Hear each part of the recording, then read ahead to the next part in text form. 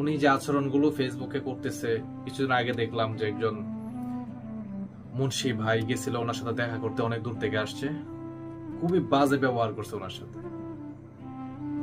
তুমি অনুপ্রেরণা দাও মানুষে, তো মানুষ তোমার ভক্ত হয়ে তোমার সাথে দেখা করতে যায় আর তুমি তাকে অপমান করো, যা তা বলে বেড়াও। আগে অনুপ্রেরণা কেন দিছো তুমি তাদেরকে? তোমার কি কি সমস্যা আছে দর্শক বিল্লাল ভাই, তুমি ওইগুলো সমাধান করো। সমাধান করে তুমি ভালো হও ভাই, ব্যবহার ভালো করো, মানুষের সাথে আচরণ ভালো করো। সবচেয়ে গুরুত্বপূর্ণ বিষয় কি জানো? টাকা থাকলে মানুষ হওয়া যায় না।